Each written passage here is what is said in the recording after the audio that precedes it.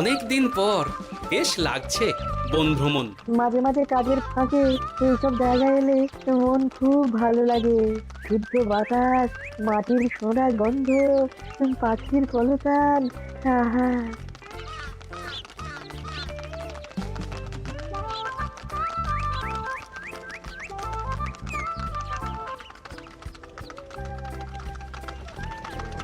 মহারাজের রথ থামছে। আমরা এইখানে বসে আজ রাজকার্য পরিচালনা করব। মন্ত্রী, তুমি ঝটপট এখানে বসার বন্দোবস্ত করে দাও। আমি এক্ষুনি ব্যবস্থা করে দিচ্ছি মহারাজ। এখানেই আমাদের বসার জন্য ছাউনি করে দাও। এক্ষুনি করে দিচ্ছি মন্ত্রী মশাই। এরা বসার জায়গাটা করে দিক, ততক্ষণ আমরা একটু হেঁটে আসি।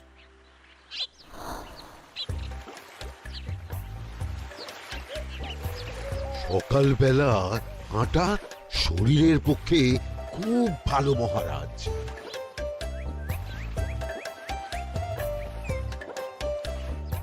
আগেকার দিনে রাজা মহারাজরা এই সব বনে মৃগয়া করতে আসতেন। মৃগয়া একদম ভালো নয় মন্ত্রী। তুমি জঙ্গলে আসছো অন্য প্রাণীদের মারতে। কেন মারবে? ওরা তো তোমার কোনো ক্ষতি করেনি। না, তা করেনি, কিন্তু তখন ওটা রাজা মহারাজাদের খেলা ছিল। শুনেছি আপনার প্রপিতামহ খুব ভালো বাঘ শিকার করতেন, অনেক বাঘ মেরেছেন। মন্ত্রী, তুমি একটা কথা হয়তো জানো না। আমার প্রপিতামহ শিকার করতেন, কিন্তু কোনো স্বাভাবিক জানোয়ারকে নয়, যে বাঘ মানুষ খেকো হয়ে প্রজাদের ক্ষতি করত। আমার প্রপিতামহ সেই সমস্ত বাঘদেরই মারতেন। এছাড়া উনি বন্য প্রাণী সংরক্ষণ করতে বড়ই ভালোবাসতেন।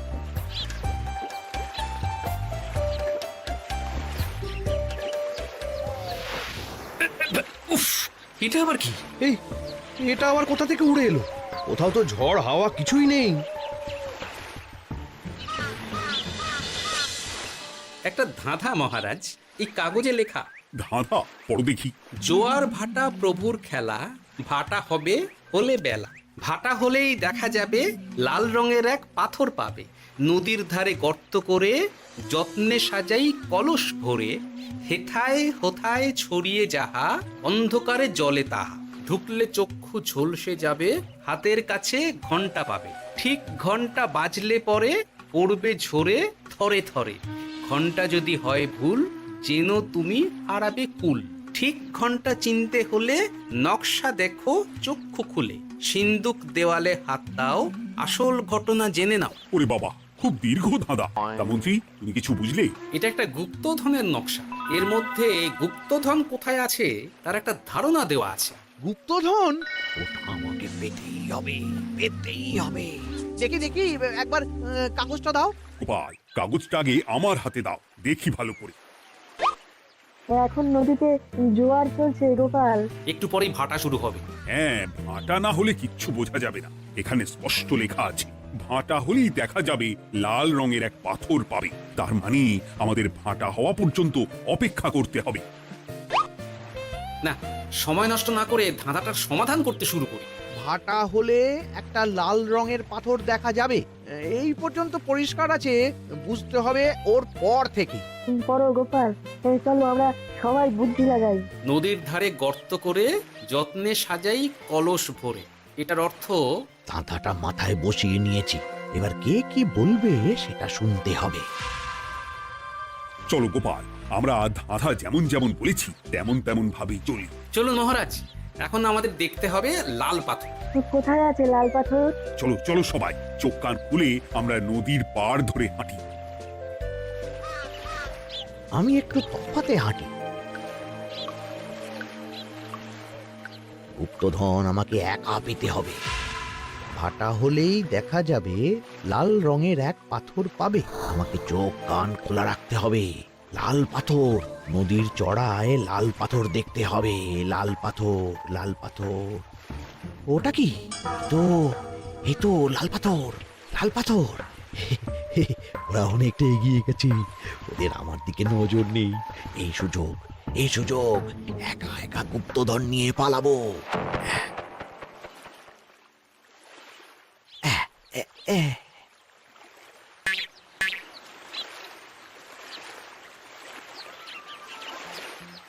কি গো, আমরা তো হেঁটেই চলেছি, লাল পাথর তো কই দেখতে পাচ্ছি না। আরেকটু হাঁটতে হবে মহারাজ, গুপ্তধন বলে কথা, ওকে আর সহজে ধরা দেয়? সেটা অবশ্য সঠিক কথা। আচ্ছা, আমরা সবাই তো আসছি হেঁটে হেঁটে, মন্ত্রী মশাই গেলেন কোথায়? উফ, কি যে ঘটে। সত্যি তো, মন্ত্রী কোথায়? ও সেনাপতি, মন্ত্রীকে দেখেছো? কই না তো মহারাজ। তাহলে কোথায় গেলেন মন্ত্রী মশাই? এই জঙ্গলে বাঘ ভাল্লুক আছে, শেষে কিনা বাঘে নিল। হায় হায় হায়, মন্ত্রী গিন্নির কাছে আমি কি মুখ দেখাবো? হুম, বাঘ ভাল্লুকের পেটে যাবার লোক তো মন্ত্রী মশাই নন। ও গোপাল, কি ভাবছো? কিছু তো একটা বলো। এখন আমাদের মন্ত্রী মশাইকেই খুঁজতে হবে। তবে মন্ত্রী মশাই বাঘ ভাল্লুকের পেটে যায়নি। তুমি নিশ্চিত হচ্ছ কি করে? অত পেঁচালো মানুষকে বাঘ ভাল্লুক গন্ধ শুকেই ছেড়ে দেবে, হজম করতে পারবে না। না না না, এখন রসিকতা করার সময় নয়, আমাদের মন্ত্রীকে খুঁজে বার করতেই হবে। কোথায় গেল মন্ত্রী? চলো চলো, গুপ্তধন মাথায় থাক, চলো মন্ত্রীকে খুঁজি। আহ, মন্ত্রী কোথায় গেল কে জানে। একবার পুরো ধাঁধাটা ঝালিয়ে নি। ভাটা হলেই দেখা যাবে লাল রঙের এক পাথর পাবে। ভাটা হয়েছে, লাল রঙের পাথরের মাথায় চাপ দিয়ে গুহার মুখও খুলেছি। এবার এবার নদীর ধারে গর্ত করে যত্নে সাজাই কলস ভরে। এটাই তো ঠিক বুঝতে পারছি না।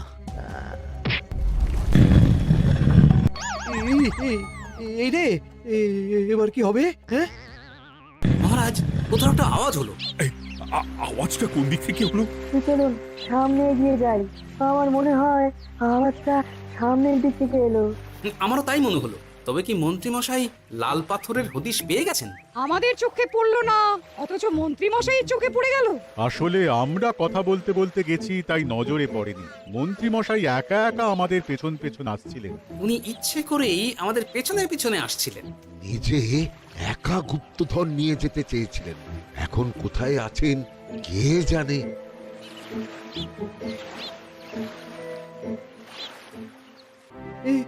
অন্ধকারে কিছু দেখতে পাচ্ছি না তো। দাঁতাতে কি ছিল? হ্যাঁ, কি ছিল? হেথায় হোথায় ছড়িয়ে যাহা, অন্ধকারে জলে তাহা, ঢুকলে চক্ষু ঝলসে যাবে, হাতের কাছে ঘন্টা পাবে। পেয়েছি পেয়েছি, ঘন্টা ঘন্টা ঘন্টাটা পেতে হবে। ঘন্টাটা ঘন্টাটা ঘন্টা। ভাটা হলেই দেখা যাবে লাল রঙের এক পাথর পাবে, নদীর ধারে গর্ত করে যত্নে সাজাই কলস ভরে, হেথায় হোথায় ছড়িয়ে যাহা, অন্ধকারে জলে তাহা, ঢুকলে চক্ষু ঝলসে যাবে, হাতের কাছে ঘন্টা পাবে।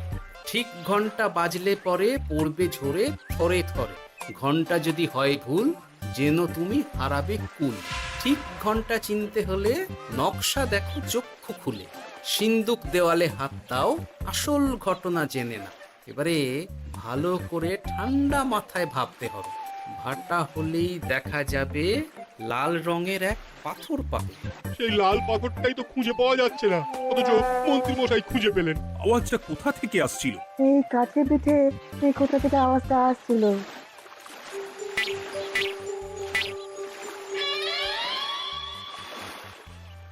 এই তো, এটাই মনে হয় সেই লাল পাথর। একটু নাড়িয়ে চাড়িয়ে দেখি তো কিছু হয় কিনা।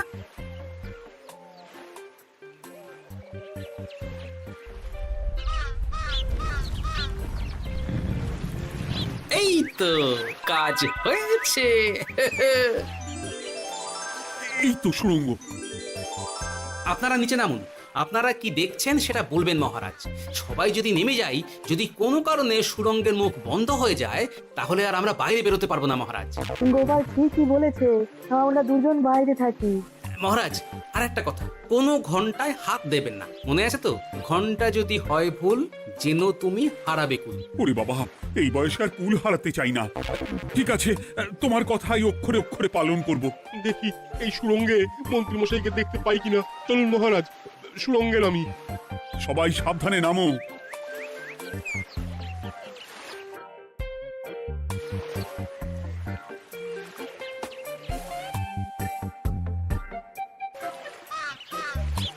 মহারাজ, ওখানে কি কি দেখতে পাচ্ছেন?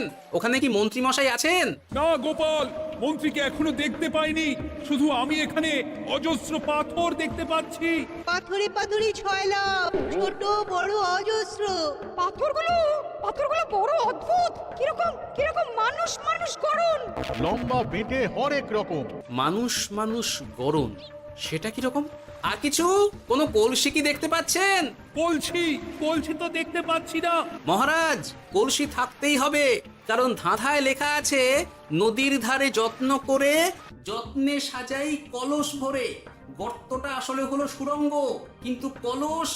মহারাজ, মহারাজ, এইদিকে এইদিকে একটা কলসের মতো কি যেন আছে। এদিকে আসুন, এদিকে এদিকে। হ্যাঁ গোপাল, দেখতে পেয়েছি। এবার আমি যেরকম যেরকম বলবো সেই রকম সেরকমই করবেন। আমি বিজ্ঞানীকে নদী থেকে জল তুলে পাঠিয়ে দিচ্ছি। পাত্র কোথায় পাবে? আমাদের জল খাবার যে পাত্র আছে সেটা আনতে লোক পাঠাচ্ছি। ঠিক আছে।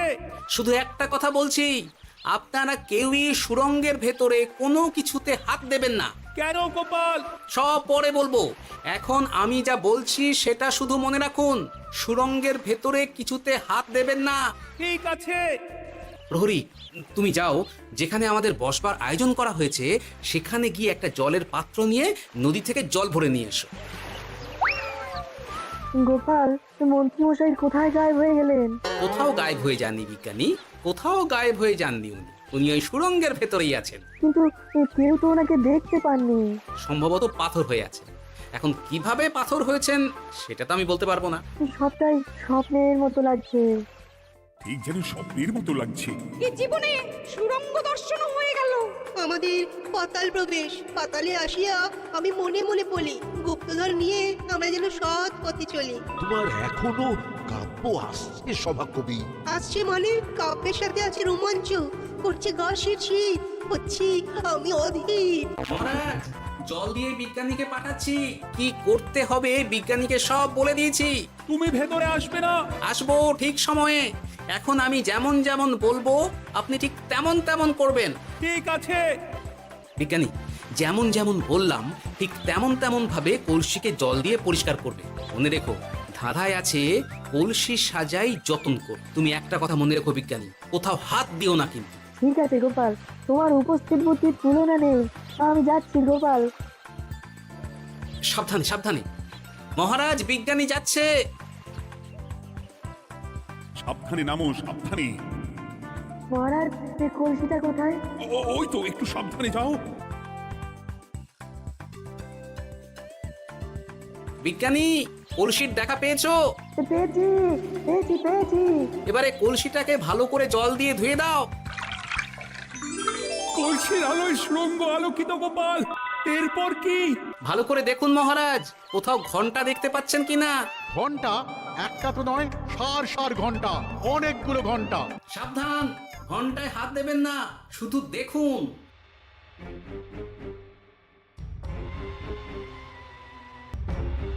মহারাজ, আমরা গুপ্তধনের খুব কাছে চলে এসেছি। তাই নাকি? কি মজা, কি মজা! এবার খাবো ক্ষীরের গজা। আহ, সভাকবি চুপ করো, এখনো আমরা গুপ্তধন পাইনি। বাবার মুখে দাঁড়িয়ে। সবগুলো তারা আঁকা। বিজ্ঞানী, কোনো ঘন্টায় চাঁদের নকশা করা আছে কি? একটু দেখে বলো না। আমি আতস কাজ নিয়েই দেখছি, সব ঘন্টাতেই তারা আঁকা। খবরদার, কোনো ঘন্টাকেই ছোঁবে না। ঠিক আছে, কোনো কিছু না ছুঁয়ে আমি দেখছি। পেয়েছি গোপাল, চাঁদ আঁকার ঘন্টা পেয়েছি। ওই ঘন্টাটা বাজাও, বাজাও।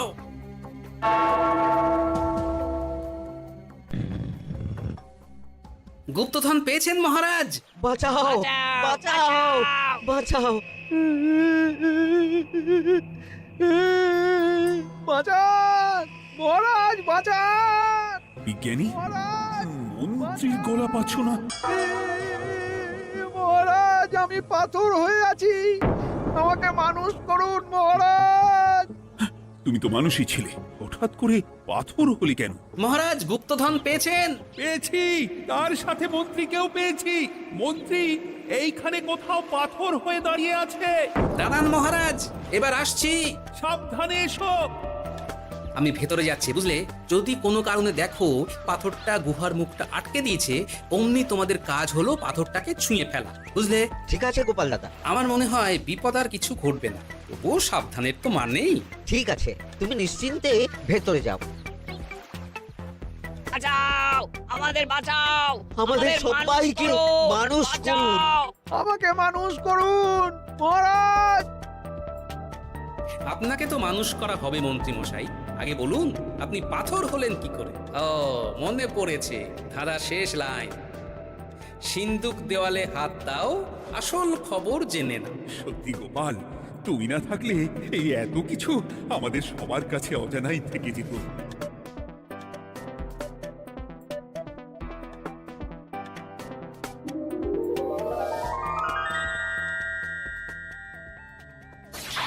ধন্যবাদ আমাকে মুক্ত করার জন্য। আপনি কে? আমি যক্ষ। আমাকে এই ধন সম্পত্তি পাহারা দেওয়ার জন্য এক ডাকাত দলের সর্দার যক্ষ করে রেখেছিল। আমি 100 বছর ধরে এইখানে যক্ষ হয়ে আছি। আমি তোমার জন্য মুক্ত হলাম গোপাল। এই সম্পত্তি তোমার গোপাল। সম্পত্তি নিয়ে আমি কি করব? আমি এই সব সম্পত্তি মহারাজকে দান করলাম, রাজ্যের অনেক কাজ হবে। তুমি ধন্য গোপাল, তুমি ধন্য। এবার আমার যাবার সময় এসেছে, আমাকে যেতে হবে। যাবার আগে এই পাথরগুলোকে মানুষ করে যান। এরা সব লোভী। আমি আমার সীমিত ক্ষমতায় এই গুপ্তধনের ধাঁধাকে এখানে যারাই ভ্রমণ করতে আসে তাদের হাতে তুলে দিই, কিন্তু কেউ এই ধাঁধার সমাধান করতে পারে না। সবার মনে লোভ কাজ করে, এই লোভ এদেরকে পাথর করে রেখেছে। পাথর হলো কি করে? একটা মানুষ এসে বুক ভরা লোভ নিয়ে আধা পুরো না জেনে পাথরে হাত দিলেই সে পাথর হয়ে যাবে। আমাদের ভুল হয়েছে, আর লোভ করবো না, আমাদের বাঁচাও। আমাকে মুক্ত করে দিন, আমার খুব ভুল হয়েছে মহারাজ, মুক্ত করে দিন আমায়। তুমি এখানে আগে এসেছিলে, তাই তো আগে এসে ভাবলে নিজেই একা একা গুপ্তধনকে হরপ করে দেবে। এদিকে তোমাকে না দেখতে পেয়ে আমাদের কত চিন্তা হচ্ছিল। যারা লোভী তারা কারো কথা ভাবে না, শুধু নিজের কথা ভাবে। আমাকে আর একটা সুযোগ দিন, আমি আর লোভ করব না মহারাজ। ও, তোমার কথার কোনো দামই নেই। না মহারাজ, আমাকে আর একটা সুযোগ দিয়ে দেখুন, আমি আর লোভ করব না। আমাকে মানুষ করুন মহারাজ। আমাদের সবাইকে মানুষ করুন, দয়া করে মানুষ করুন। যক্ষরাজ, এদের আপনি ক্ষমা করে দিন। ঠিক আছে, তোমাদের আবার মানুষ করে দিচ্ছি।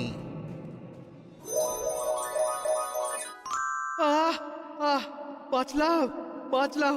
এই রকম বারবার বাঁচা যাবে না, কিন্তু এবার সাপ ব্যাং যাই হবে না কেন ওইভাবেই থাকতে হবে, এই আমি বলে দিলাম। এবার আমার মুক্তি। মুক্তি নেবার আগে আরেকটা প্রশ্ন, যে ডাকাত সর্দার তার সম্পত্তিকে রাখার জন্য আপনাকে যক্ষ বানিয়েছিল, এই সম্পত্তি তো তাদের, আমরা তো নিতে পারি না। লোভ বড় খারাপ গোপাল, অতিরিক্ত লোভ মানুষকে পশু করে দেয়। ওই ডাকাত দল এই সম্পত্তির জন্য সবাই কাটাকাটি করে মরে গেছে, কেউ আর বেঁচে নেই। সুতরাং এই সম্পত্তিতে তোমার অধিকার আছে, এই সম্পত্তি তুমি গ্রহণ করো। নিলাম আমি, কিন্তু এই সম্পত্তি মহারাজকে আমি দান করলাম। ডাকাত দল জনগণের সম্পদকে লুটেই তো সম্পত্তি বানিয়েছে, তাই আমি জনগণের কাজে লাগবার জন্যই এই সম্পত্তি মহারাজকে দিলাম। গোপাল, তোমার জয় হোক। এবার তাহলে আমি যাই, তোমরা সবাই সুখে থেকো আর ভালো থেকো। গোপাল, তোমার তুলনা হয় না। তোমার ঋণ আমি কোনোদিন শোধ করতে পারবো না। তুমি কৃষ্ণনগরের জন্য যা করলে তা ইতিহাসে লেখা থাকবে। না মহারাজ, আমি এমন কিছু করিনি, এই কাজ সবাই করবে। জয় গোপালের জয়, জয় গোপালের জয়, জয় কৃষ্ণনগরের জয়। জয় কৃষ্ণ, জয়।